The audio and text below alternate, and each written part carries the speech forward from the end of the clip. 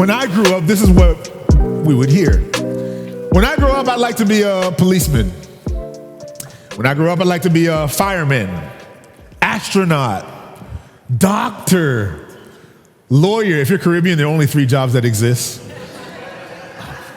And it's doctor, lawyer, and nurse. Like, that's it. There's nothing else. Engineer, my bad. Four. Engineer. No, that's the other option. Engineer. You gotta be one of them.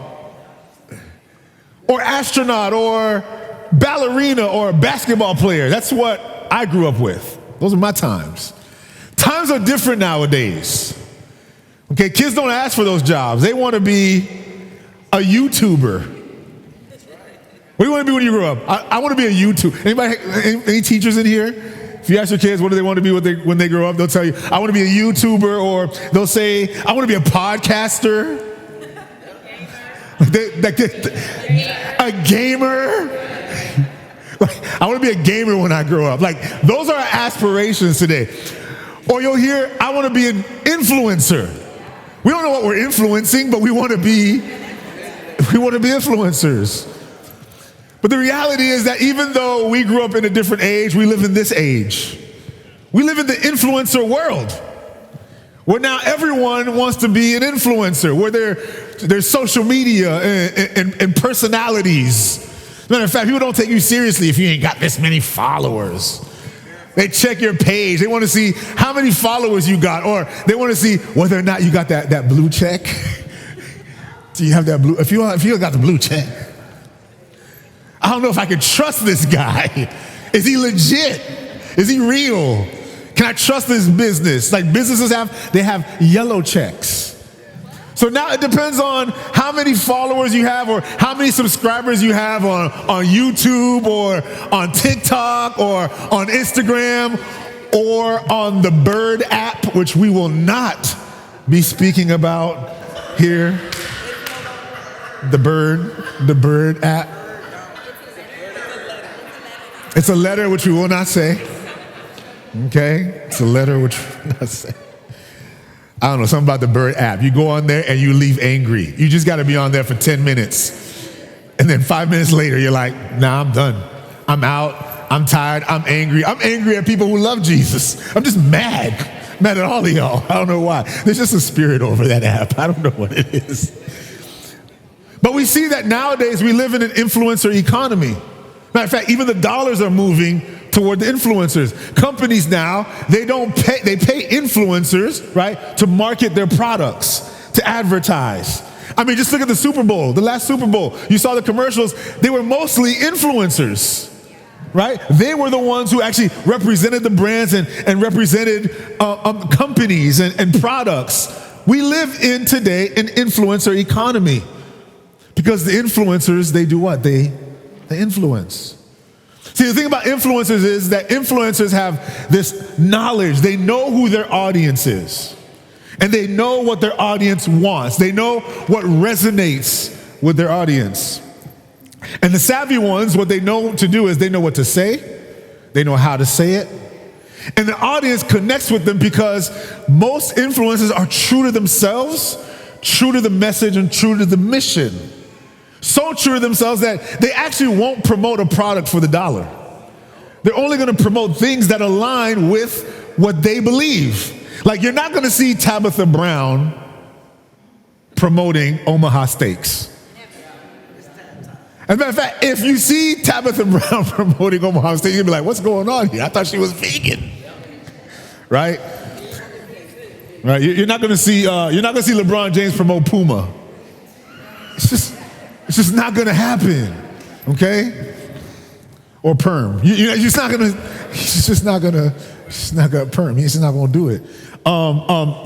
Here's one. You're not going to see Dave Ramsey promote American Express. It's just not in his line. It's not his brand. It doesn't fit in. As a matter of fact, if he does, you're going to start thinking it was an AI that made it. You're going to think an AI just created this guy and is now taking on the likeness of Dave Ramsey. See, the thing is that influencers, they know their space, they know who they are, they know who their audience is, and they know the spaces that they occupy.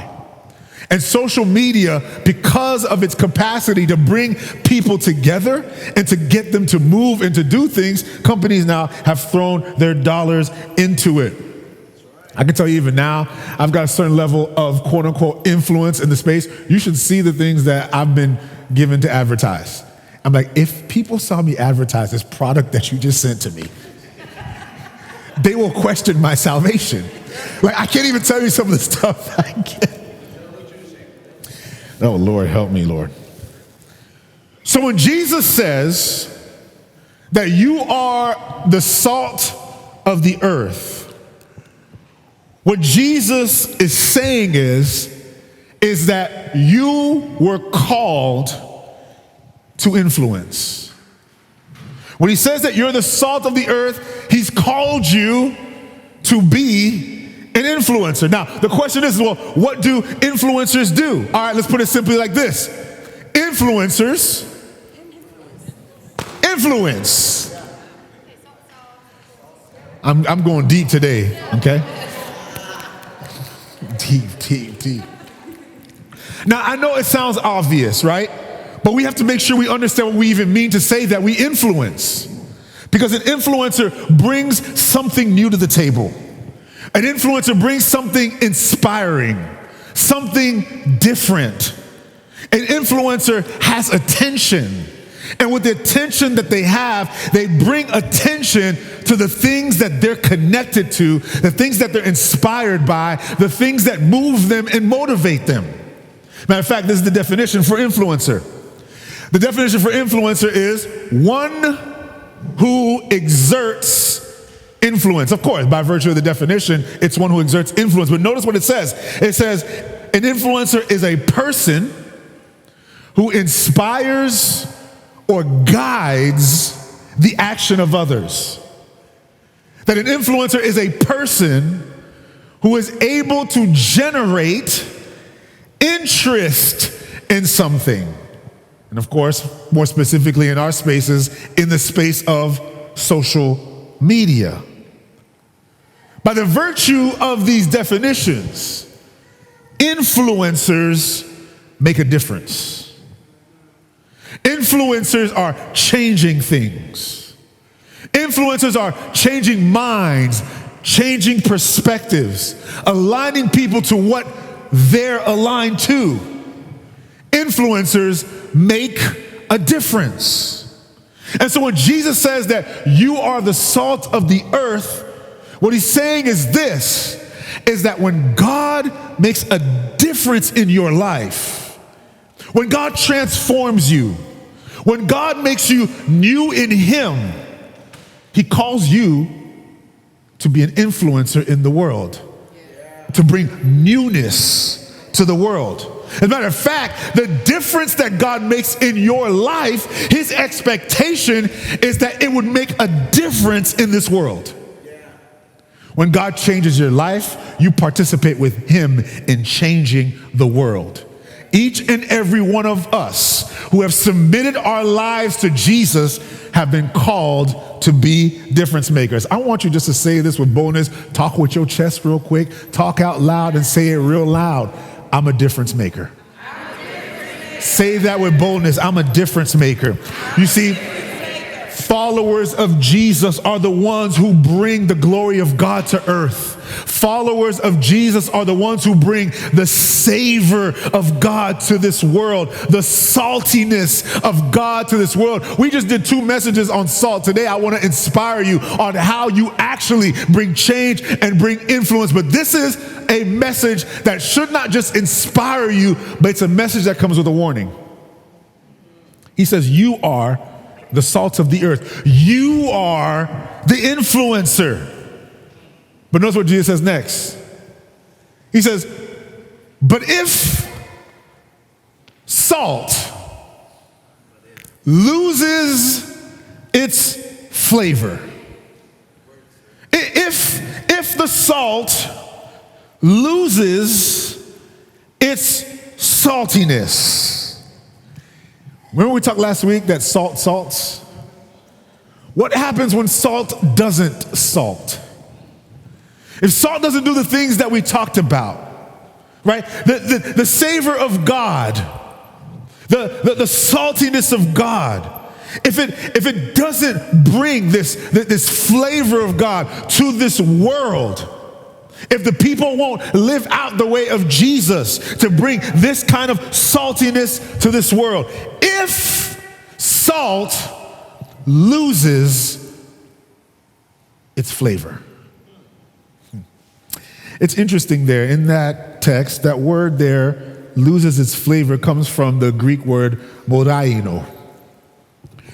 And it's a word to describe something that loses its taste or becomes flavorless. Now, let me back it up for a second, because to understand, when Jesus was teaching on this mountainside, Jesus spoke in a language called Aramaic. Now, Aramaic is a language that is rich in symbolism and metaphoric imagery. It's a language that connects images to words, numbers to words, feelings to words, symbols to words. And so now when the Gospels were written, they were written in what we call the Koine Greek. The Koine Greek was, you could say, a simplified version of the Greek language, because the Greek was in many ways a very complex language.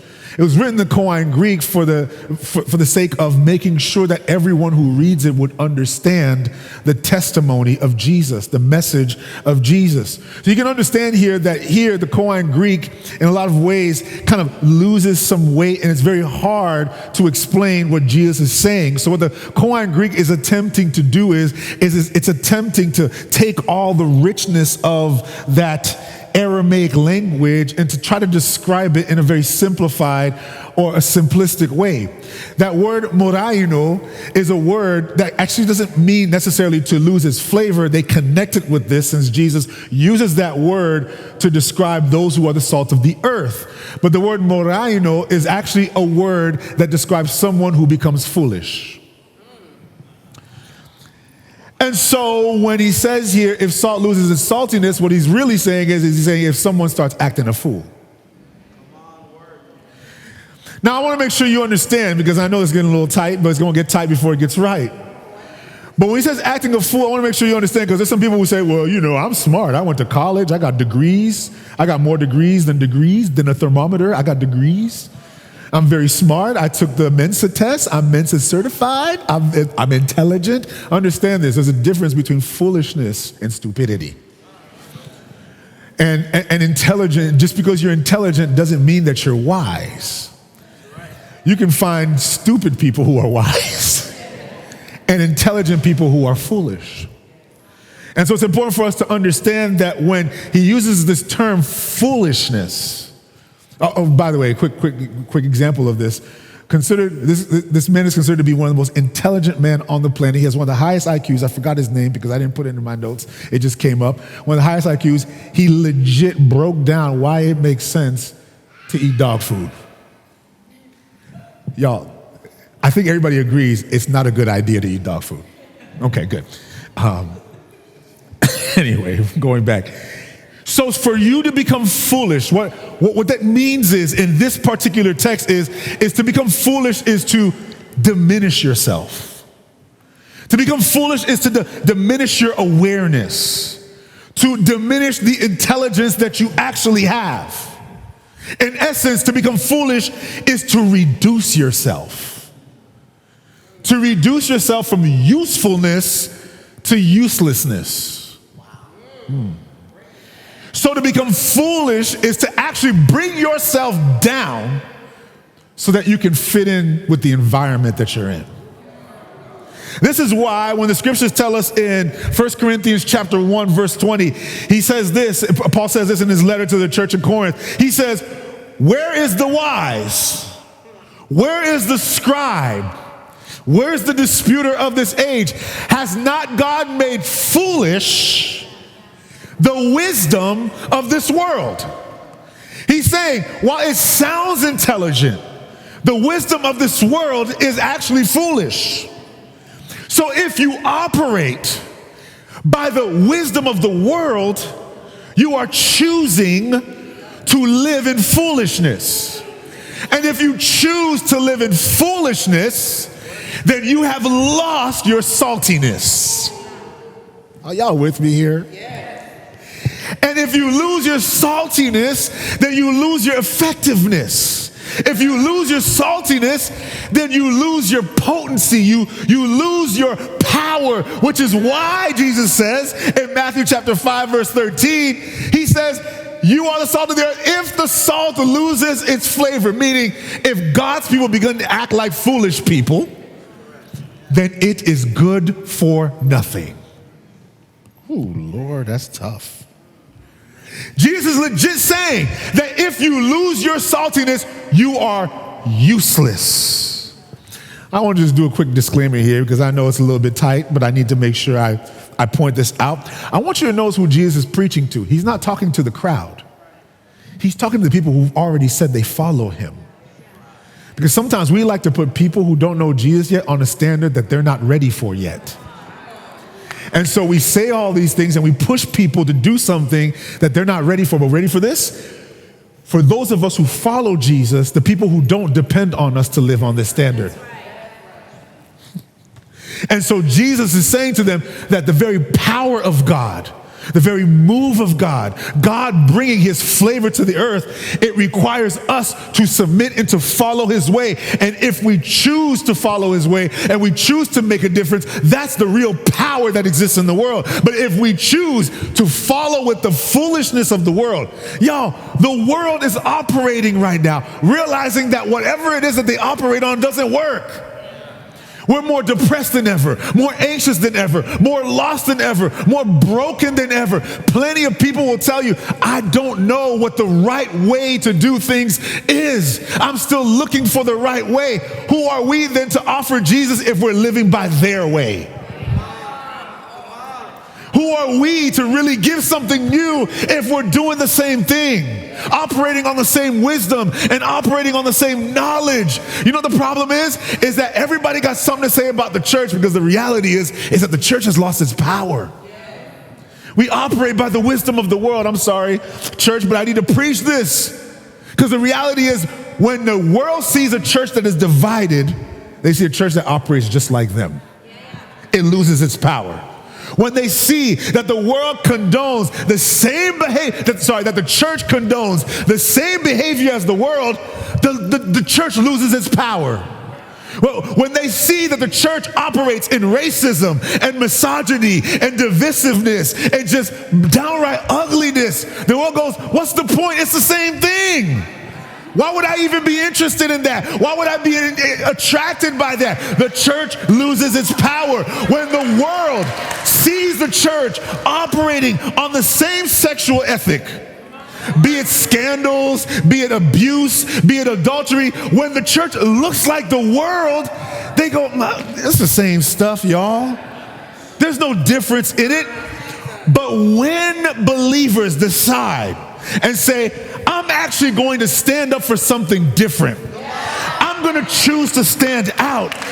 I believe this with all my heart, that God is raising up a generation of people who say, I'm not going to live by the way of the world, but I'm going to live by the way of Jesus. You see, here's the thing, and I just want to challenge some of you today, is that the devil is banking on you reducing yourself. The enemy is banking on you bringing yourself down, to not see the value that you have, to not see the authority that you have, to not see the boldness that you have. Because if the devil can get you to operate like everybody else, then the devil takes the power away from you. But I'm believing that God is calling a new generation of people who say, I'm going to stand out and I'm going to step into the call of God on my life. I'm not going to be and do what everybody else is doing. I'm going to be an influencer. Here's the thing, right, is that when we decide to move in this way, and people begin to ask us, they're going to know that it's not me, but it's actually the Spirit of God in me. Like, please, you think Isaac could have fixed himself up? Is there anybody here who has that testimony? Be like, if you see where I'm at right now, it is the Spirit of God that got me here. I could not do it on my own. As a matter of fact, just look at my rap sheet. It's not very good. It sucks. Every time I've tried to do it on my own, by my own power, by my own strength, I have not been able to do it. But guess what? When you begin to live a life moved and motivated by the Spirit of God, people want some of the sauce you got. Look at somebody, say, I got the sauce.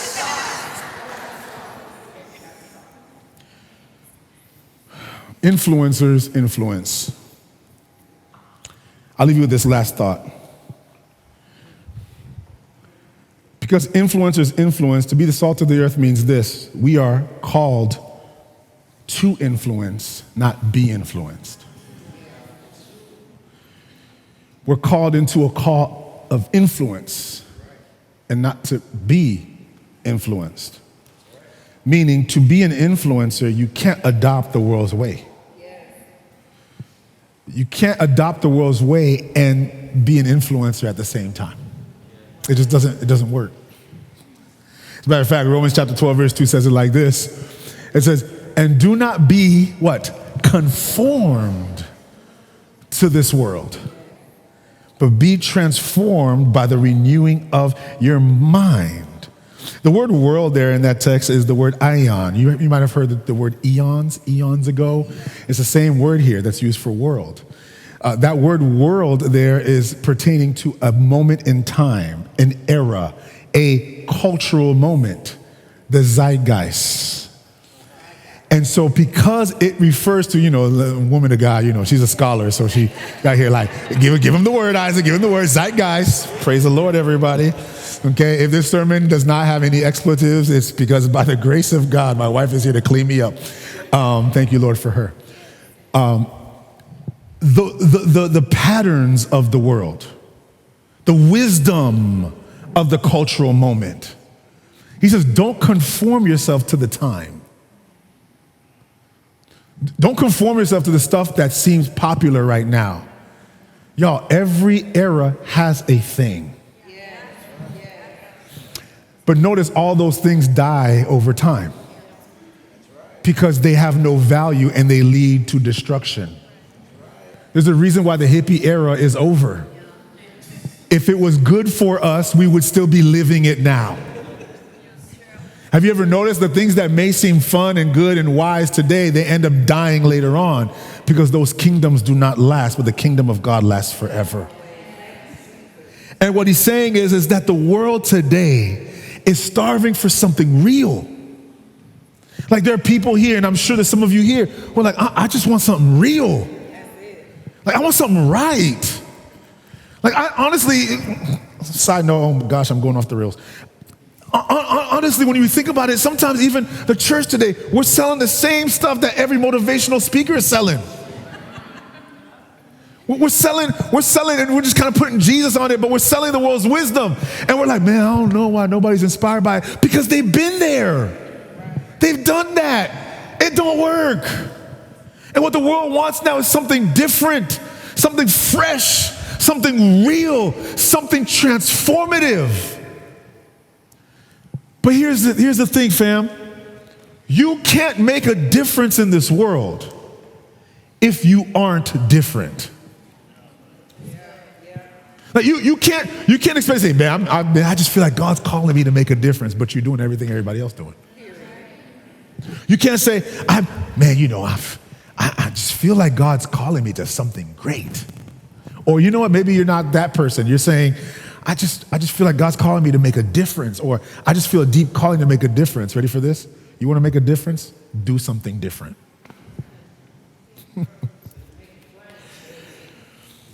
Jesus is pretty serious about this statement. He says, if you stop salting, what are you useful for?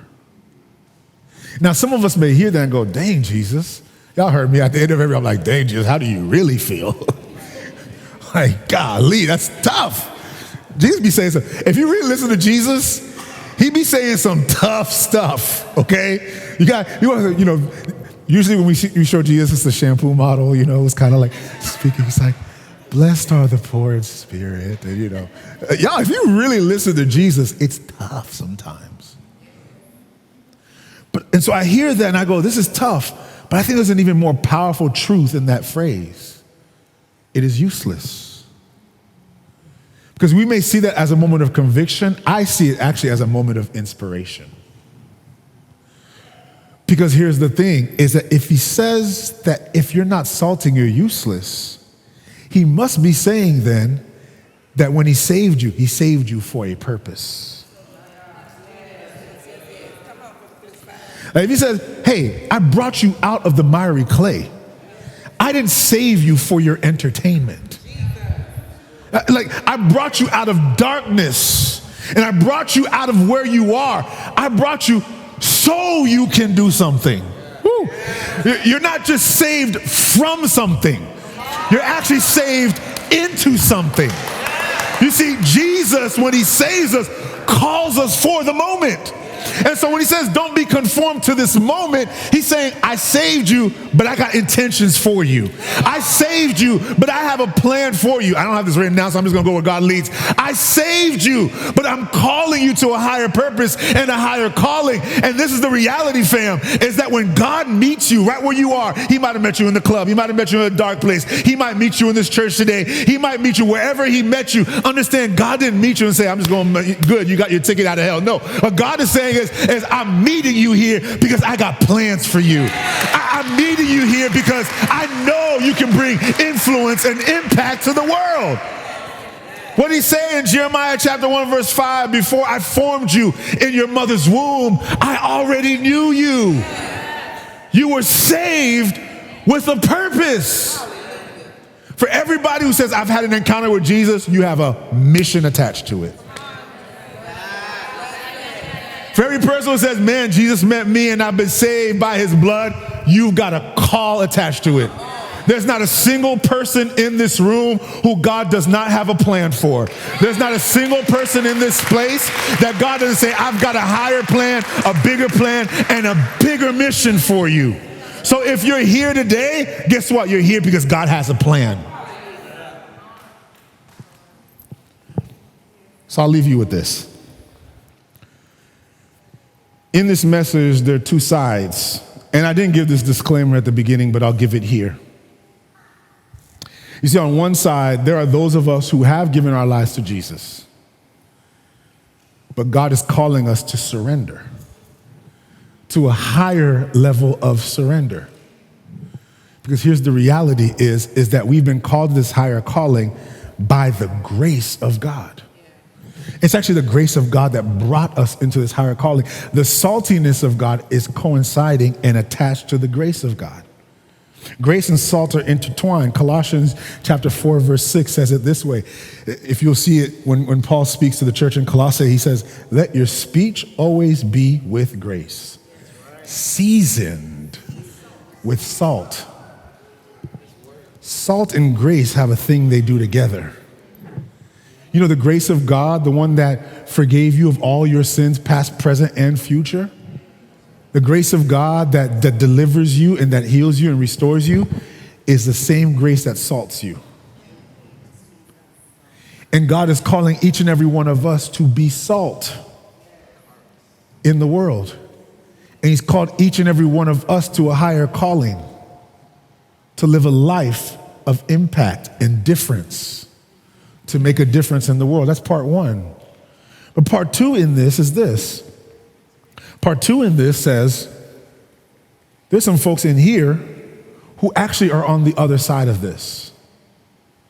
There's some folks in this room who you've seen what saltless church looks like. You've probably been on social media and you've seen what saltless church looks like. You know, the ones that do not have grace. There's some of us who have been possibly, even in the churches we grew up in, manipulated. Some of you may have been hurt. Some of you may have been abused. And so you're here and you're like, I don't even know what I'm doing here. I don't know why I'm here. I just keep coming. You know, this Caribbean Haitian just keeps on screaming. I don't know. I just keep on listening. But I came to tell you that every time you come, my prayer for you is that you're hit with salt. Because here's the reality. There's some folks who are in the room who this message is a challenge for the others in the room who actually follow the way of Jesus. Because there's some people who are in the room, what they're waiting for is they're waiting to see, is there salt here? So I say this because some folks are like, man, this man telling me I got to be salt. No, I'm telling you, get hit with it. Like, get hit with the salt. And if you're like, Yeah, that's not bad. Because the salt is pure in heart. Maybe, and this is my prayer, is that Root Tampa becomes a church of authenticity, where we are all pure of heart, honest with one another. That this church would be a church that is living in meekness, so that when those who do not have the salt, who've been affected by the blandness of the world, when they come, they would see the meekness in the heart of those who follow Jesus.